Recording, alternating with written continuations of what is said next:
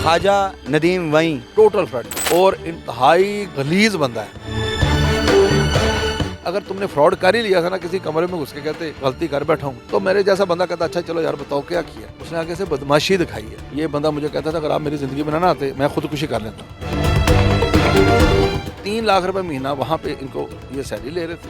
वो जॉब पर थे। जी बेसिकली जॉब पे थे। फ्रॉड तुमने लगाया मेरे साथ, हिसाब नहीं दे रहे, चेक सीएफओ के पास पड़े हुए हैं। एक वहीं साहब आपने डाल दिया 26 करोड़ का, एक 23 करोड़ का सीएफओ ने डाल दिया। यार तुम दोनों मेरे मुलाजिम थे कि मेरे मालिक थे। खौफ नहीं है? ख्वाजा नदीम वहीं, घराना, गोगी भट्ट, तिफी भट्ट। बिस्मिल्लाहिर्रहमानिर्रहीम। पाकिस्तान समेत दुनिया भर में देखने और सुनने वालों को अस्सलामु अलैकुम। मेरा नाम ज़ैन इम्तियाज़ है और आप देख रहे हैं डेली पॉइंट। नाज़रीन, सोशल मीडिया के ऊपर जो है एक अजीब किस्म की जो है वो बहस छिड़ जाती है जबकि ख्वाजा नदीम वहीं साहब का इंटरव्यू सामने आता है। ये वही ख्वाजा नदीम वहीं हैं जो कि गोगी भट्ट और तिफी भट्ट के बहनोई हैं। गोगी भट्ट और तिफी भट्ट के बारे में कोई भी बात छुपी नहीं है। अंडरवर्ल्ड डॉन कहा जाता है और ख्वाजा साहब उनके बहनोई हैं। लेकिन सवालिया निशान ये है कि ख्वाजा साहब के ऊपर पहले मुकदमा दर्ज होता है कि उन्होंने फ्रॉड किया है। उसके बाद ख्वाजा नदीम वहीं मंजर आम पर आते हैं और उसी मुद्दई के खिलाफ बोल पड़ते हैं कि मेरा 26 करोड़ रुपए का वो फ्रॉड करके वो शख्स चला जाता है। मेरे साथ चौधरी मोहम्मद सरवर लंगड़िया साहब मौजूद हैं जो इस केस के मुद्दई हैं, जिनके साथ फ्रॉड हुआ, जिन्होंने मुकदमा दर्ज करवाया। इनसे जानते हैं कहानी क्या है। चौधरी साहब, आप मुद्दई हैं, आपने मुकदमा दर्ज किया, किसकी सिफारिश से करवा दिया मुकदमा दर्ज? क्यों पुलिस ने मुकदमा दर्ज किया? हाँ जी बिल्कुल आप सही पूछ रहे हैं। जो ख्वाजा साहब कह रहे हैं जी 1 घंटे में हो गया। हाँ देखें ना, मैं आपको बताता हूँ। अब अगर ख्वाजा साहब के बारे में आपको थोड़ा बताऊँ कि ख्वाजा साहब जो हैं इनके साथ मेरा कोई ताल्लुक़ था पुराना, फिर मुनक़ता हुआ। 2019 में ख्वाजा नदीम भाई ने मुझे फ़ोन किया कि मैं मदीना मुनव्वरा बैठा हूँ तो मेरे हालात इतने बुरे हैं, तो 15 लाख रुपए मैंने क्रेडिट कार्ड का बिल देना है और मेरे घर के उन्होंने दरवाजे तोड़ दिए हैं, तो आपकी मेहरबानी वो जमा करवा दें। मैं कहा ख्वाजा साहब आप कहाँ से नमूदार हो गए हैं इतना अरसे बाद आप? उन्होंने कहा जी, मैंने कहा चले बंदा भेजे, जमा करवा दिए। ख्वाजा साहब वापस आते हैं पाकिस्तान और आके मुझे कहते हैं, मेरी ओमेगा रेजिडेंशियल हाउसिंग सोसाइटी थी है वहाँ पे, ये आए मेरे पास आके बैठे और आंखों में आंसू ला के मुझे कहते हैं जी मेरे तो घर खाने के लिए भी कुछ नहीं, तो आप मेहरबानी करें मुझे ना 2 लाख रुपया या कुछ एडजस्ट कर दें। मैंने कहा यार कोई बात नहीं, मैं अपनी बहन को हर महीने 2 लाख भेज दिया करूँगा। हाँ मेरे भाई हैं, कोई मसला नहीं। साहब आप झूठ बोल रहे हैं। वो कहते हैं 26 करोड़ का फ्रॉड कर रहे हैं। जो 26 करोड़ रुपया जिसके पास है वो 2 लाख रुपए की नौकरी कहाँ से करेगा? जी वो मैं आपको ये सबूत देता हूँ ना, ये देखें, ये ओमेगा विलास प्राइवेट लिमिटेड, ये एक इनके ये चेक्स के थ्रू इनको पेमेंट्स हुई है 2 लाख रुपए महीना, ये चेक्स के थ्रू। ठीक है जी, ये चेक्स नदीम वहीं को, और वो जो अभी कह रहे हैं कि आपने फ्रॉड किया उनके साथ 26 करोड़ रुपए का। अच्छा जी आप ये देखें कि ये आप अब नाज़रीन को दिखाइएगा जी, ये सारे चल जी, रहे हैं साथ ये जून 2023 को आप ये देखें कि ये 2 लाख महीना ले रहे थे ये सैलरी और थ्रू, हाँ ये चेक्स वगैरह, हाँ जी हाँ जी ओमेगा विलास के चेक्स उनको दिए। अब जो बंदा 30 जून 2023 तक 2 लाख रुपए महीना ले रहा है, हाँ जी, तो उसने 26 करोड़ रुपया तो मेरे ख्याल ख्वाब में भी नहीं देखा होगा। अब आप इसे अंदाज़ा करें। उसके बाद क्या हुआ कि मैंने यहाँ शेरा वाला, मैं बैरिया में रहता हूँ, शेरा वाला फार्म हाउस है ये बैरिया में, वहाँ मैंने उसको रेंट पे लिया। मैंने कहा यार इस पे मतलब मैरिज इवेंट्स वगैरह फंक्शन वगैरह के लिए। ख्वाजा साहब को पता था मैं ये कर रहा हूँ, मेरे पास आए, मुझे कहते कि आपके जो मुलाजिम है मुझे कार्टून कहते हैं, कभी कोई कुछ कहता है कोई कुछ कहता है, तो मेहरबानी करें मेरी इनसे नहीं बनती तो मुझे जो है ना आप अपने पास यहाँ बैठा लें। मैंने उनका चले आ जाए। मैंने इसको पूरा प्रॉपर मैनेज किया, एडवांसेस दिए, इन्वेस्टमेंट की, कर करा के जब शुरू करने लगे तो मेरे अपने पार्टनर के साथ और मुलाजमों के साथ ओमेगा का कुछ चपकले चल पड़ी। तो मैंने ख्वाजा साहब को कहा कि आप बैठें काम करें। अच्छा मेरे पास टाइम इतना नहीं होता था, मैं उसमें बिज़ी था, लेकिन कभी कभी मैं शाम को चले जाया करता था, जस्ट 10-15 मिनट, आधा घंटा गपशप। उसी दौरान मैंने पूछा कि क्या हालात हैं? बड़े अच्छे हैं जी। एक दिन बात हुई, 2 सीज़न जब क्लियर हुए तो मैंने कहा जी क्या हालात है? कहते 35 करोड़ रुपए का बिज़नेस है, बड़ा अल्लाह का एहसान है। मैंने कहा जी अगर इतना बड़ा बिज़नेस कर दिया माशाल्लाह आप कह रहे हैं तो मुझे प्रॉफिट तो दें। मुझे 12 करोड़ रुपया प्रॉफिट बनता है, आप कहते हैं 33%। आप ये बताएं चौधरी साहब, अवाम सुनना चाह रही है। आपने बताया ख्वाजा नदीम वहीं से आपका राब्ता पुराना था, लेकिन 2019 में वो नमूदार हुए, ठीक है। फिर 2023 से वो आपके साथ काम करने लग गए और 2023 से वो आपसे सैलरी लेने लग गए। 2019 से सैलरी सैलरी लेने लगे 2019 से सैलरी ले रहे हैं अच्छा, और 2023 में ओमेगा से मेरे पास यहाँ मेरे शेरावाला में आ गए। जिसके अंदर वो अभी क्लेम कर रहे हैं कि आपने फ्रॉड किया। मैंने अब ये 3 लाख रुपए महीना वहाँ पे इनको ये सैलरी ले रहे थे। वो जॉब पर थे? जी बेसिकली जॉब पे थे, लेकिन वो क्लेम कर रहे हैं जी मैं पार्टनर भी था। अब मैं आपको इसकी हकीकत बताता हूँ। वो जो मैंने कंपनी बनाई विस्टा हॉस्पिटैलिटी इन, उसको जब आप देखें SCCP में जाए ना जब बनाने, तो आप वो उनका रिक्वायरमेंट है कि 2 बंदे होने चाहिए, बिजनेस पार्टनर्स होने चाहिए। चाहे कोई भी क्लेम कर। मैंने प्लान किया या सोचा, पहले मैंने प्लान किया यार घर वालों में से, फिर मैंने कहा यार माई साहब को डाल देते हैं, चले कोई बात नहीं। हाँ जी, इन्होंने भी मुझे कहते थे कि जी कभी कभी वीज़ा वूज़ा लगवाने के लिए चले मैं भी पार्टनर बन जाऊँगा। मैं कहा चले आ जाए। मैंने इनको 10% जस्ट रिक्वायरमेंट पूरी करने के लिए डाला। अच्छा, हाँ जी, यानी कि वो अपनी रिक्वायरमेंट्स पूरी करने के लिए आपने कहा है ठीक है 10% आप ले। मैं कह रहा हूँ जी वाइन साहब से पूछें कि किस कंसल्टेंट ने ये कंपनी बनाई थी, कभी गए देखा ना किस कंसल्टेंट ने कंपनी बनाई, उस कंसल्टेंट का इनको पता है?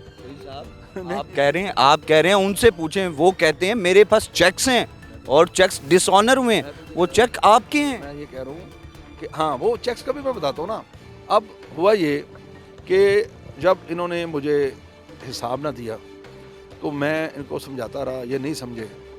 एट द एंड फिर मैंने CCPO साहब को एप्लीकेशन दी।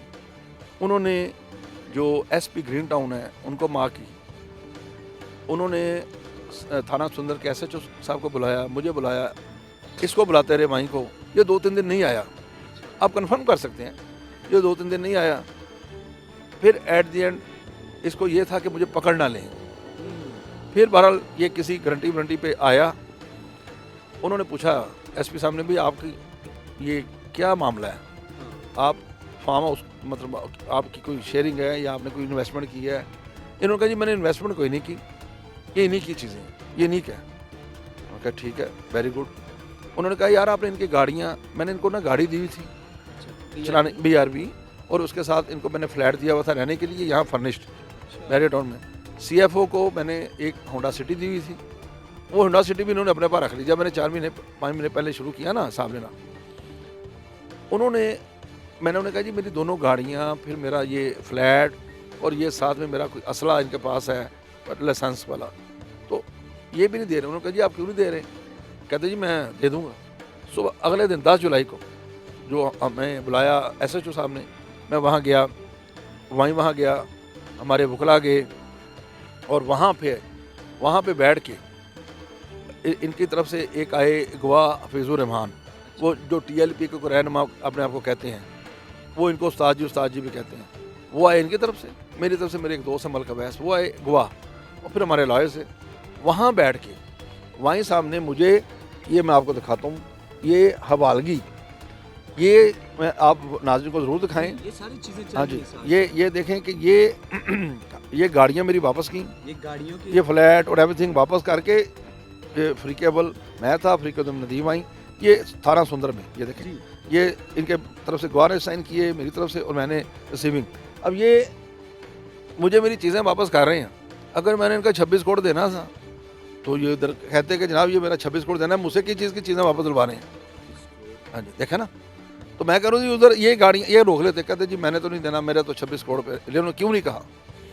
एक बात, अब ये सारी चीज़ों पे ये कब्जा करके बैठे हुए थे, ये दे जो नहीं रहे थे, तो इन्होंने अपनी दोस्ती का कोई नहीं रखा मान, दोस्त ना रहा, इन्होंने पुलिस का मान जरूर रखा है कि पुलिस पड़ गई ये तो दे दूं मैं, बस ये हुआ है। आप मांगते रहे लेकिन आपको नहीं दी? नहीं मैं पुलिस इस चीज़ की गवाह है कि पुलिस की कस्टडी, ये देखा ना पुलिस ने दिलवाई है ना, ये थाना सुंदर में इन्होंने कस्टडी में दी। मैं तो हैरान हूँ भाई, 3-3 लाख रुपए तुम्हारी सैलरी है, फ्रॉड तुमने लगाया मेरे साथ, हिसाब नहीं दे रहे, चेक CFO के पास पड़े हुए हैं, एक वहीं साहब आपने डाल दिया 26 करोड़ का, एक 23 करोड़ का CFO ने डाल दिया।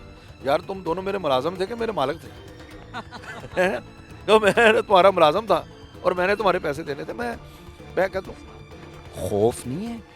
ख्वाजा नदीम वहीं, घराना, गोगी भट्ट, तिफी भट्ट, बात वही आती है कि अल्लाह बहुत बड़ा है। मेरा नहीं ज़ाती ख्याल कि वो मेरा ज़ाती ख्याल है कि वो इनको समझाएंगे ही वाइन साहब को कि यार तुम्हारा एक अच्छा दोस्त हमारे साथ इतना अरसा वो चला है, तो मेरी ज़ाती रिक्वेस्ट उनसे ये है कि इसको समझाएं। ये वो तो लोग जो उनके पास बैठ के वो तो ये कह रहे हैं आपके पास तो क्लीन चिट है, वो तो बिल्कुल सादा है, सादा लो हैं, चौधरी सरवर ने उनके साथ फ्रॉड किया। नहीं वो तो अब आपको सामने मैंने सारा कुछ रख दिया है। वो कोई चीज़ लाएं, वो एक चेक लेके मतलब लेके घूम फिर रहे हैं। हमेशा ज़िंदगी में मतलब याद रखें कि अगर आप हवालगी कर रहे हैं चीज़ें तो आप एसओ के सामने रखते जी ये सीएफओ कहता है जी 23 करोड़ का मेरा, 26 करोड़ का ये कहते मेरा।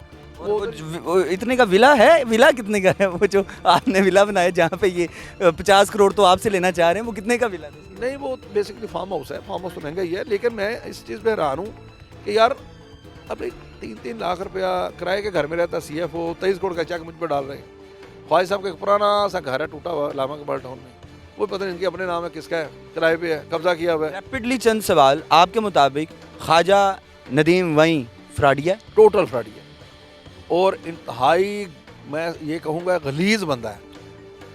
मैं गलीज़ इसलिए ऐसे कहूँगा कि यार तुम्हें इतना ही नहीं शर्म आई कि इस बंदे ने मेरे पे इतने एहसान किए हैं। अगर तुमने फ्रॉड कर ही लिया था ना, किसी कमरे में घुस के कहते कि यार मैं गलती कर बैठा हूँ तो मेरे पर एहसान करें, तो मेरे जैसा बंदा कहता अच्छा चलो यार बताओ क्या किया, चलो मेरे असल वाले तो दो ना, बाकी चलो जो। लेकिन उसने आगे से दीदा दिलेरी दिखाई, उसने आगे से बदमाशी दिखाई है। और मैं तो ये कहता हूँ, इसने मैंने सुना है व्लॉग में कि मैंने जी मैडम मरियम नवाज साहब के पास गया हूँ। आप गए हैं? वो वहीं तो मैं तो कहता हूँ मैडम आप हम दोनों का केस सीसीडी को दें, सीसीडी इन्वेस्टिगेट करे कि मेरी चीज़ों पे इन्होंने कब्जा किया हुआ था कि नहीं किया हुआ था, और ताकि इनको फिर वो सजा मिले जो आज का सीसीडी वाले दे रहे हैं। यानी कि और ये देखना आज ये केस ख़त्म हो जाएगा ना, ये कल को किसी और के साथ करेगा, तो ऐसे बंदे को सजा मिलनी चाहिए। वो क्लेम कर रहे हैं कि आप कोई बड़ी सिफारिश है आपके पास जो पर्चे हो गए हैं 406 के। मैंने तो आपको एक बात बताई है कि पूरा 1 महीने का प्रोसेस हुआ है, प्रोसीजर हुआ है। एक माह के बाद मुकदमा दर्ज हुआ? हाँ जी बिल्कुल, एप्लीकेशन दी, उसके बाद साथ ये सारा एक प्रोसीजर। मैंने आपको बताया कि ये 10 जुलाई को इन्होंने मुझे ये दिया है, तो पर्चा कब हुआ है? अब आगे क्या होगा? अब आगे कुछ भी नहीं, आगे यही है कि इन्वेस्टिगेशन हो। मैंने तो आपको कहा कि हमारा ये केस जो है इन्वेस्टिगेशन में जाए, बल्कि यहाँ तक कि जैसे ये वी लोग झूठे सच्चे बना रहे हैं, हमारी इन्वेस्टिगेशन दे सीसीटीवी। मैं तो चारों से कितनी उम्मीद है कि जो आपके साथ फ्रॉड हुआ वो रिकवर हो? जी मुझे उम्मीद है कि सारे रिकवर होंगे इंशाल्लाह। हाँ जी इंशाल्लाह, क्योंकि ऐसे बंदे से रिकवर होना चाहिए। खुदा की कसम खा के कहता हूँ, ये बंदा मुझे कहता था अगर आप मेरी ज़िंदगी में ना आते मैं खुदकुशी कर लेता हूँ। ख्वाजा नदीम वहीं सिर्फ इस एक बात पे इसको कहें कि आए, कुरान पे हाथ रख के बताया कि इसने ये मुझे ज़िंदगी में कहा नहीं कि अगर आप मेरी ज़िंदगी में ना होते तो मैं खुदकुशी कर लेता। इतना बड़ा लफ्ज़ है। बहुत शुक्रिया जी नाज़रीन, मेरे साथ इस वक्त चौधरी मोहम्मद सरवर साहब मौजूद थे और इनकी सारी गुफ्तगू आपने मुलाहिज़ा किया है कि ख्वाजा नदीम वहीं की जानिब से इल्ज़ाम लगाया गया था कि चौधरी सरवर साहब ने उनके साथ 26 करोड़ रुपए का फ्रॉड किया है। लेकिन तमाम तर एविडेंसेस आपके सामने रख रहे हैं और ख्वाजा साहब ने जो इल्ज़ाम लगाए थे उनके हवाले से चौधरी साहब ने अपना बयान दिया। इसके अलावा चौधरी सरवर साहब की जानिब से एक बड़ा जो है वो चैलेंज दिया गया है कि अगर हमारे इन्वेस्टिगेशन करवाई जाए सीसीडी से, अगर मैं झूठा हूं तो मेरे मुकदमात को खारिज किया जाए, मैं इनसे माफ़ी मांगूंगा, लेकिन अगर मेरे पैसे जायज़ हैं तो मुझे रिकवर करवा कर दिया जाए। अपनी कीमती रहे कमेंट सेक्शन में ज़रूर बताइएगा। आपसे दोबारा मुलाकात होगी अगली वीडियो में। अल्लाह निगहबान।